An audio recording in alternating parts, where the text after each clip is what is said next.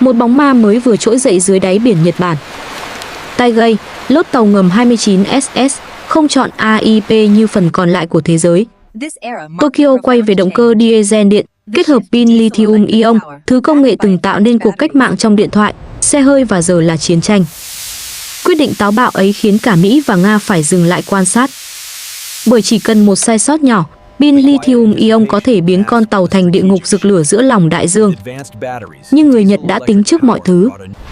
Từ hệ thống kiểm soát nhiệt nhiều tầng, vật liệu chống cháy, đến cách bố trí khoang pin để bảo vệ sinh mạng từng thủy thủ. Đây không chỉ là một con tàu, mà là tuyên bố rằng Nhật Bản vẫn đủ sức dẫn đầu kỷ nguyên tàu ngầm phi hạt nhân.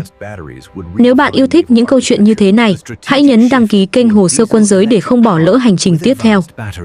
Nhật Bản là quốc đảo với hơn 4.000 hòn đảo lớn nhỏ trải dài trên Thái Bình Dương. Phía Bắc là Nga với hạm đội Viễn Đông. Phía Tây là Triều Tiên cùng chương trình tên lửa gây tranh cãi. Phía Nam là Trung Quốc, quốc gia đang mở rộng sức mạnh trên biển nhanh nhất thế giới. Trong bức tranh đó, Tokyo hiểu rõ một điều, ai làm chủ lòng biển, người đó giữ được tự do hàng hải. Sau Thế chiến thứ hai, Nhật bị giới hạn trong khuôn khổ phòng vệ. Nhưng dưới cái tên lực lượng phòng vệ biển, họ âm thầm xây dựng hạm đội hiện đại. Không khoe trương, không ồn ào, nhưng mỗi bước đều có tính toán. Tàu ngầm trở thành lá chắn chiến lược. Ẩn dưới làn nước lạnh, chúng là con bài răn đe thầm lặng nhất của quốc gia. Từ cuối thập niên 1990, Nhật bước vào giai đoạn hiện đại hóa hạm đội với lớp tàu Oyashio. Đó là nền móng cho kỷ nguyên tàu ngầm phi hạt nhân hiện đại. Oyashio đáng tin cậy, bền bỉ, nhưng chưa đủ lâu khi cần ẩn mình. Sau đó là lớp Soryu, được coi là bước tiến kỹ thuật vượt bậc. Soryu mang trong mình hệ thống động cơ Stirling, công nghệ AIP được nhiều nước ca ngợi. AIP cho phép tàu lặn hàng tuần liền mà không phải nổi lên. Nhưng khi chiến tranh hiện đại thay đổi, ưu điểm đó dần trở thành gánh nặng. Động cơ Stirling hoạt động ổn định, nhưng công suất thấp. Khi cần cơ động nhanh hoặc sử dụng cảm biến mạnh, nó không đủ năng lượng. AIP chiếm chỗ, thêm trọng lượng, giảm không gian cho vũ khí và thủy thủ. Trong chiến trường dưới biển, nơi từng giây đều quyết định, sự chậm trễ là tử thần. Nhật Bản hiểu rằng đã đến lúc cần một hướng đi khác. Và họ chọn con đường riêng. Dự án Taigei, lốt tàu ngầm 29SS, ra đời như một lời khẳng định. Công nghệ không cần mới nhất, chỉ cần hiệu quả nhất. Nhật Bản từ bỏ AIP để quay về hệ thống diesel điện truyền thống. Nhưng họ không dừng lại ở đó. Thứ khiến thế giới chú ý chính là việc kết hợp động cơ này với pin lithium-ion thế hệ mới. Đây là lựa chọn đầy táo bạo. Bởi vì li-ion không chỉ là nguồn năng lượng mạnh, nó cũng là mối nguy tiềm tàng. Một lỗi nhỏ có thể dẫn đến quá nhiệt, cháy hoặc phát nổ. Trong không gian kín như tàu ngầm, đó là thảm họa. Nhưng người Nhật không sợ rủi ro. Họ quản lý nó. Họ thiết kế mọi hệ thống quanh triết lý an toàn tuyệt đối. Các kỹ sư Nhật Bản đã phát triển lớp bảo vệ nhiều tầng cho khoang pin. Cảm biến nhiệt hoạt động liên tục. Vật liệu chống cháy phủ quanh cụm pin. Hệ thống dập tự động kích hoạt khi phát hiện dấu hiệu bất thường. Nếu một pin lỗi, khoang đó được cô lập ngay lập tức. Không có phản ứng dây chuyền. Không có sự cố lan rộng. Đó chính là phong cách kỹ nghệ Nhật, kiểm soát từng chi tiết nhỏ để đổi lấy niềm tin tuyệt đối. Với nền tảng an toàn đó, li-ion trở thành vũ khí chiến lược. So với ắc quy trì axit, mật độ năng lượng của nó cao gấp nhiều lần. Tàu có thể lặn lâu hơn, sâu hơn và yên tĩnh hơn. Khi cần, pin giải phóng năng lượng tức thì để tăng tốc hoặc đổi độ sâu. Trong chiến tranh dưới biển, khả năng bùng điện đột ngột là lợi thế sống còn. Đó là điều AIP không thể làm được. Thiết kế bên ngoài của Taigei nhìn tương tự lớp Soryu. Dài 84 m, rộng 9,1 m, lượng giãn nước khi lặn hơn 4.200 tấn. Nhưng mọi chi tiết bên trong đã được tái cấu trúc. Lớp vỏ thuôn dài, tối ưu dòng chảy, phủ vật liệu hấp thụ âm thế hệ mới. Âm thanh phản xạ gần như bằng không. Chân vịt truyền thống vẫn được giữ lại thay vì waterjet. Nhật chọn độ tin cậy thay vì mạo hiểm với giải pháp chưa đủ kiểm chứng. Khi tàu di chuyển, toàn bộ hệ thống cơ khí được treo trên khung giảm rung. Động cơ diesel chỉ hoạt động khi cần sạc, phần lớn thời gian tàu chạy điện hoàn toàn. Không khí không thoát ra, không có tiếng nổ, không có rung động đáng kể. Trên mặt sonar của đối phương, Taigei như biến mất. Bên trong con tàu, không gian điều khiển được thiết kế như một trung tâm chỉ huy thu nhỏ. Hàng loạt màn hình hiển thị hợp nhất mọi dữ liệu chiến đấu. Sonar sợi quang, radar thụ động, cảm biến môi trường, và tín hiệu từ các thiết bị trinh sát khác đều hội tụ về đây. Phần mềm xử lý nhanh, chính xác, tạo bức tranh chiến thuật toàn cảnh. Mọi quyết định khai hỏa hay cơ động đều được đưa ra trong vài giây. Nhật không chạy đua về kích thước, họ chạy đua về độ chính xác. Hệ thống sonar sợi quang là niềm tự hào mới. Nó cho độ nhạy cao và khả năng phát hiện mục tiêu ở khoảng cách xa hơn. Sợi quang ít nhiễu, truyền tín hiệu nhanh, giúp phân biệt âm thanh thật và giả trên nền nhiễu phức tạp của đại dương. Nhờ đó, tai gây có thể nghe thấy đối thủ trước khi bị phát hiện. Trong chiến tranh tàu ngầm, đó là ranh giới giữa sống và bị tiêu diệt. Đằng sau công nghệ là triết lý quốc gia. Nhật Bản luôn chọn con đường ít ồn ào nhưng hiệu quả cao. Thay vì thử nghiệm hàng loạt mẫu mới, họ hoàn thiện một hướng duy nhất đến mức tuyệt đối. Từ khâu hàn thân vỏ, bố trí khoang, đến phần mềm điều khiển, mọi thứ đều được kiểm tra nhiều lần. Khi bàn giao, con tàu gần như hoàn hảo. Thời gian đóng tàu chỉ 4 năm, nhanh hơn nhiều so với chuẩn châu Âu. Pháp cần 8 năm để hoàn tất một chiếc Scorpion. Điều đó cho thấy công nghiệp đóng tàu Nhật đạt trình độ tổ chức cao và kiểm soát chặt chẽ. Chi phí của tay gây khoảng 710 triệu đô la Mỹ. Cao hơn lớp Soryu, nhưng đổi lại là công nghệ thế hệ mới và khả năng răn đe vượt trội. Với Nhật, đó không phải chi phí, mà là bảo hiểm cho an ninh quốc gia. Trong im lặng của lòng biển, tay gây không chỉ là tàu ngầm. Nó là tuyên bố rằng Nhật Bản đủ khả năng dẫn đầu kỷ nguyên phi hạt nhân. Một con tàu nhỏ, nhưng mang trong mình thông điệp lớn. Sức mạnh không nhất thiết phải ồn ào. Có những quốc gia chọn im lặng và để công nghệ lên tiếng. Tàu ngầm tay gây không chỉ mạnh ở phần thân. Sức mạnh thật sự nằm ở bên trong, nơi công nghệ được sắp xếp như một cỗ máy tinh vi. Hệ thống điện của con tàu là trái tim của toàn bộ cấu trúc. Bộ nguồn pin lithium-ion cung cấp năng lượng cho mọi hoạt động, từ di chuyển đến cảm biến. So với ắc quy truyền thống, li-ion lưu trữ nhiều điện hơn gấp nhiều lần. Chúng giúp tàu hoạt động lâu hơn dưới nước mà không cần nổi lên. Với pin li-ion, tay gây có thể duy trì chế độ lặn dài ngày. Thủy thủ đoàn không phải lo ngại thiếu điện cho các hệ thống chiến đấu. Nguồn điện áp ổn định giúp sonar, radar thụ động và máy tính chiến đấu vận hành trơn tru. Khi tàu cần tăng tốc hoặc cơ động gấp, pin giải phóng công suất tức thì. Đó là điểm khác biệt so với AIP Sterling. AIP mạnh ở độ bền, nhưng yếu ở khả năng phản ứng nhanh. Tay gây ngược lại, nhanh, linh hoạt và ít tiếng ồn hơn. Tuy nhiên, vận hành pin li-ion trong không gian kín là thử thách lớn. Khi nhiệt độ tăng vượt ngưỡng, pin có thể sinh khí độc hoặc phát nổ. Để xử lý, kỹ sư Nhật đã phát triển hệ thống kiểm soát nhiệt nhiều tầng. Mỗi cụm pin có cảm biến riêng để giám sát nhiệt độ, áp suất và khí thoát. Khi có dấu hiệu bất thường, phần mềm tự động ngắt kết nối khoang pin đó. Nếu nhiệt vẫn tăng, hệ thống phun chất dập đặc biệt sẽ kích hoạt. Khoang pin được chế tạo bằng vật liệu chống cháy và cách ly hoàn toàn. Điều này bảo đảm rằng, dù một pin gặp sự cố, toàn bộ con tàu vẫn an toàn. Hệ thống thông gió của tay gây cũng được thiết kế đặc biệt. Không khí được luân chuyển qua nhiều lớp lọc để ngăn khí độc phát tán. Các cảm biến liên tục đo hàm lượng oxy, CO2 và hơi ẩm. Dữ liệu được gửi về trung tâm điều khiển để thủy thủ theo dõi.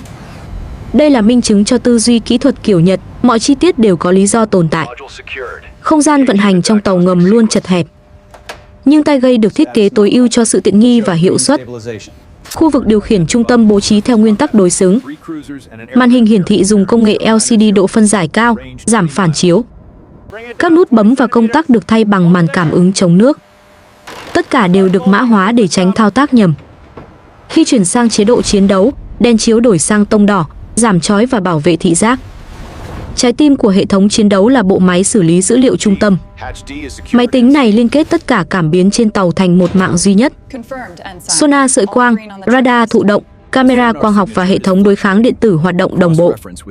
Khi phát hiện mục tiêu, dữ liệu được tổng hợp trong vài giây. Sĩ quan chỉ huy có thể đánh giá hướng di chuyển, tốc độ và khoảng cách đối phương tức thời. Tàu không chỉ quan sát mà còn dự đoán. Mỗi lần phát hiện là một chu kỳ phân tích, ra lệnh và sẵn sàng khai hỏa. Hệ thống sonar sợi quang là điểm nổi bật nhất của tay gây. Khác với cảm biến truyền thống, nó dùng ánh sáng thay vì sóng điện. Sợi quang phản ứng với biến động áp suất cực nhỏ dưới nước. Nhờ vậy, nó nghe được âm thanh mà sonar thông thường bỏ lỡ. Độ nhạy cao, tầm xa lớn và độ chính xác vượt trội. Trong thế giới tàu ngầm, nghe thấy trước nghĩa là chiến thắng trước. Tàu có thể phân biệt giữa tiếng động tự nhiên và âm thanh cơ học. Tiếng chân vịt, tiếng động cơ, hoặc sự thay đổi áp suất nước đều được nhận dạng. Phần mềm lọc nhiễu tự học, nâng độ chính xác sau mỗi nhiệm vụ. Với công nghệ này, tay gây có thể theo dõi mục tiêu mà không cần phát tín hiệu chủ động. Đối phương gần như không thể biết rằng họ đang bị theo dõi. Về vũ khí, tay gây được trang bị 4 ống phóng ngư lôi 533mm ở mũi tàu. Đây là cỡ tiêu chuẩn cho các loại ngư lôi hạng nặng của Nhật. Ngoài ra, tàu còn có khả năng phóng tên lửa chống hạm tầm xa từ chính ống phóng đó.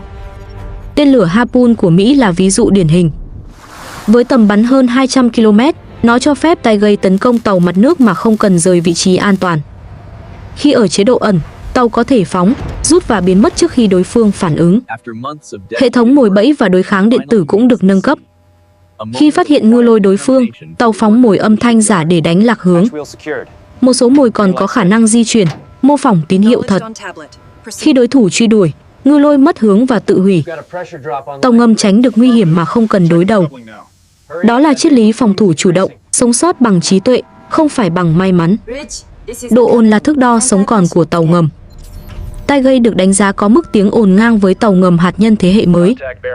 Nhật Bản đạt được điều đó nhờ kết hợp nhiều yếu tố. Thân vỏ bọc cao su hấp thụ âm, khung chống rung và động cơ cách ly cơ học. Ngay cả cách bố trí đường ống và quạt gió cũng được tính toán để tránh cộng hưởng. Khi di chuyển chậm, tay gây gần như biến mất khỏi bản đồ sonar. Về mặt nhân sự, con tàu có khoảng 70 thủy thủ. Mức độ tự động hóa cao giúp giảm áp lực vận hành. Các nhiệm vụ kiểm tra và giám sát được máy móc thực hiện tự động. Thủy thủ chỉ can thiệp khi có cảnh báo. Điều này giảm mệt mỏi trong hành trình dài ngày dưới biển. Không gian sinh hoạt cũng được cải thiện. Phòng ngủ, khu ăn uống và khu giải trí nhỏ được bố trí hợp lý. Đặc biệt, tay gây là tàu ngầm đầu tiên của Nhật được thiết kế cho cả nữ thủy thủ. Các khu riêng biệt được lắp đặt, bảo đảm sự thoải mái và an toàn. Đây không chỉ là thay đổi kỹ thuật, mà còn là bước tiến xã hội. Tất cả những chi tiết ấy thể hiện triết lý tối giản nhưng hoàn hảo. Nhật không tạo ra con tàu lớn nhất hay nhanh nhất. Họ tạo ra con tàu im lặng và đáng tin cậy nhất. Sự chính xác và cẩn trọng của kỹ sư Nhật biến tay gây thành biểu tượng của công nghệ dưới biển. Mỗi chi tiết nhỏ đều có lý do chiến lược. Từ lớp sơn vỏ ngoài đến đường truyền dữ liệu bên trong, tất cả hướng tới hai mục tiêu, tàng hình và hiệu quả. Trên bản đồ Hải quân thế giới, tay gây đại diện cho triết lý khác biệt. Trong khi nhiều quốc gia vẫn chạy đua công suất và vũ khí hạt nhân, Nhật chọn sự im lặng, chọn độ chính xác. Khi con tàu rời bến, nó không phô trương. Nó chỉ biến mất giữa làn nước sâu, như một lời nhắn gửi tới các đối thủ. Có những trận chiến không cần tiếng nổ, chỉ cần sự im lặng tuyệt đối. Sau khi tay gây ra mắt, giới quân sự toàn cầu bắt đầu chú ý nhiều hơn đến công nghiệp quốc phòng Nhật Bản. Quốc gia này không sản xuất vũ khí hàng loạt. Họ chế tạo từng con tàu như chế tác một cỗ máy hoàn hảo. Mọi chi tiết đều được kiểm soát từ khâu vật liệu đến lắp ráp. Không có không gian cho sai sót. Đó là lý do vì sao mỗi tàu ngầm của Nhật có tuổi thọ cao và độ tin cậy vượt trội. Tay gây được đặt kỳ năm 2018, hạ thủy năm 2020, bàn giao năm 2022. Chỉ 4 năm để hoàn thiện một tàu ngầm thế hệ mới. So với các quốc gia châu Âu, đây là tốc độ ấn tượng. Pháp mất hơn 8 năm cho một chiếc Scorpion. Anh mất 6 năm cho lớp Astute. Nhật hoàn thành trong chưa đầy một nửa thời gian. Hiệu quả đến từ quy trình sản xuất tinh gọn và chuỗi cung ứng khép kín. Nhật Bản có nền công nghiệp đóng tàu dân sự mạnh. Các xưởng Mitsubishi và Kawasaki đã tích lũy kinh nghiệm qua hàng thập kỷ. Khi chuyển sang quân sự, họ chỉ cần thay đổi tiêu chuẩn kỹ thuật. Công nghệ hàn, xử lý kim loại và kiểm tra không phá hủy đều đạt mức chính xác cực cao. Các bộ phận được lắp ráp theo phương pháp module. Thân tàu chia thành nhiều khoang độc lập, có thể chế tạo song song. Khi giáp nối, sai số chỉ tính bằng mm. Quy trình này giúp rút ngắn thời gian mà vẫn bảo đảm chất lượng tuyệt đối. Chi phí mỗi chiếc tay gây khoảng 710 triệu đô la Mỹ. Đắt hơn lớp Soryu gần 1/3. Nguyên nhân chính nằm ở hệ thống pin lithium-ion và điện tử chiến đấu thế hệ mới. Tuy nhiên, với Nhật Bản, đây là khoản đầu tư hợp lý. Một chiếc tàu ngầm không chỉ là vũ khí. Nó là tài sản chiến lược, là bảo hiểm cho an ninh quốc gia. Nếu so sánh với chi phí của tàu ngầm hạt nhân, con số này vẫn rất thấp. Chính phủ Nhật đã lên kế hoạch sản xuất 7 chiếc lớp 29 SS. Chiếc thứ hai mang tên Hakugai, cá voi trắng, hạ thủy năm 2021. Chiếc thứ ba, Jingai, cá voi nhanh, ra đời năm 2022. Theo dự kiến, cứ mỗi năm sẽ có một chiếc được bàn giao. Tốc độ đó cho phép Nhật duy trì hạm đội tàu ngầm hiện đại với nhịp thay thế ổn định. Đây là dấu hiệu cho thấy Tokyo không chỉ làm kỹ thuật, họ đang hoạch định chiến lược dài hạn. Nhật Bản không chạy đua số lượng với Trung Quốc. Thay vào đó, họ tập trung vào chất lượng và khả năng sống sót. Một tàu ngầm tàng hình tốt có giá trị răn đe bằng nhiều tàu nổi. Vì dưới đại dương, chỉ cần một con tàu đủ yên lặng cũng có thể làm thay đổi thế trận. Taigei mang lại lợi thế đó cho Tokyo. Nó khiến đối thủ phải tính toán lại, bởi không ai biết nó đang ở đâu. Ở cấp độ chiến lược, sự xuất hiện của Taigei làm thay đổi cán cân khu vực. Trung Quốc đang mở rộng nhanh hạm đội tàu ngầm hạt nhân. Nga duy trì nhóm tàu chiến lược tại Thái Bình Dương. Triều Tiên thử nghiệm liên tục các mẫu ngư lôi và tên lửa. Giữa ba áp lực ấy, Nhật Bản chọn cách im lặng nhưng kiên định. Họ đầu tư vào thứ khó bị phát hiện nhất, tàu ngầm phi hạt nhân tối tân. Điều đáng chú ý là triết lý quốc phòng của Nhật luôn hướng tới phòng vệ. Taigei không phải công cụ xâm lược. Nó là phương tiện răn đe, giúp duy trì cân bằng trong khu vực. Nếu xảy ra xung đột, tàu có thể bảo vệ tuyến vận tải và vùng đặc quyền kinh tế. Nó cũng đóng vai trò tai mắt trong mạng lưới tình báo hải quân. Khi kết hợp cùng hệ thống sonar cố định dưới biển, Taigei trở thành một phần của mạng giám sát khổng lồ bao phủ biển Hoa Đông. Ở góc độ xã hội, dự án 29SS còn mang ý nghĩa khác. Lần đầu tiên trong lịch sử, Nhật thiết kế tàu ngầm cho phép nữ thủy thủ tham gia. Đây là bước ngoặt trong tư duy quân sự. Trước đây, môi trường tàu ngầm bị xem là quá khắc nghiệt cho phụ nữ. Nhưng với tự động hóa cao và không gian được cải tiến, điều đó đã thay đổi. Các khu riêng biệt, tiện nghi và quy trình sinh hoạt mới giúp nữ sĩ quan hòa nhập hoàn toàn vào kíp tàu. Sự thay đổi này không chỉ mang ý nghĩa kỹ thuật mà còn thể hiện tiến bộ xã hội. Công nghệ trên Taigei cũng ảnh hưởng đến lĩnh vực dân sự. Các giải pháp pin li-ion an toàn được ứng dụng ngược lại cho xe điện và tàu nghiên cứu. Các cảm biến sonar sợi quang được chuyển giao cho ngành dầu khí và viễn thông biển sâu. Điều đó cho thấy mỗi dự án quân sự của Nhật đều có tác động lan tỏa tới công nghiệp quốc gia. Về quốc tế, Taigei trở thành chủ đề trong nhiều hội nghị hải quân. Nhiều chuyên gia gọi nó là tàu ngầm phi hạt nhân tiên tiến nhất thế giới. Một số nước như Úc, Ấn Độ và Hàn Quốc theo dõi sát sao. Họ muốn học hỏi cách Nhật triển khai công nghệ li-ion mà vẫn bảo đảm an toàn. Nếu thành công, xu hướng này có thể lan rộng, thay thế dần các hệ thống AIP cũ. Điều này đồng nghĩa với việc Nhật Bản đang định hình tiêu chuẩn mới cho tàu ngầm phi hạt nhân toàn cầu. Tác động chiến lược không chỉ nằm ở kỹ thuật, nó nằm ở thông điệp chính trị. Nhật Bản không theo đuổi vũ khí hạt nhân, nhưng vẫn đủ khả năng răn đe các cường quốc. Khi cần, họ có thể phối hợp với hạm đội Mỹ trong mạng lưới phòng thủ Thái Bình Dương. Một hạm đội tàu ngầm yên lặng nhưng đáng tin cậy là mảnh ghép quan trọng trong chuỗi phòng tuyến này. Từ góc nhìn toàn cầu, Taigei là lời khẳng định về năng lực công nghiệp Nhật. Họ không cần khoe trương hay phô diễn sức mạnh. Chỉ bằng một con tàu, họ chứng minh rằng công nghệ và kỷ luật có thể thay thế số lượng. Đây là minh chứng cho tinh thần Monozukuri, làm ra thứ tốt nhất, dù chỉ một cái. Trong lòng đại dương Thái Bình Dương, những con cá voi thép như Taigei lặng lẽ trôi qua. Không phát tín hiệu, không để lại dấu vết. Nhưng mỗi lần chúng xuất hiện, bản đồ chiến lược của khu vực lại thay đổi. Đó là sức mạnh thật sự của im lặng, thứ mà Nhật Bản đã biến thành nghệ thuật. Taigei không chỉ là một con tàu. Nó là lời tuyên bố rõ ràng về tư duy quân sự của Nhật Bản. Một quốc gia từng bị giới hạn bởi hiệp ước vẫn tìm thấy con đường riêng. Không chạy theo hạt nhân. Không dựa vào sức mạnh ồn ào. Họ chọn công nghệ, kỷ luật và sự im lặng. Trong thời đại mà tiếng ồn đồng nghĩa với quyền lực, Nhật chọn im lặng để chứng minh năng lực thật. Mỗi chiếc Taigei là biểu tượng cho triết lý đó. Dưới lớp thép dày là hàng ngàn chi tiết hoạt động cùng nhịp. Mỗi đường dây điện, mỗi cụm pin đều mang trong mình triết lý hoàn hảo. Không có chỗ cho sai lầm, vì sai lầm dưới biển sâu là cái chết. Khi nhìn vào con tàu này, người ta không chỉ thấy kỹ thuật. Họ thấy triết lý sống còn của một dân tộc. Kiên nhẫn, chính xác và không bao giờ thỏa hiệp với sự tầm thường.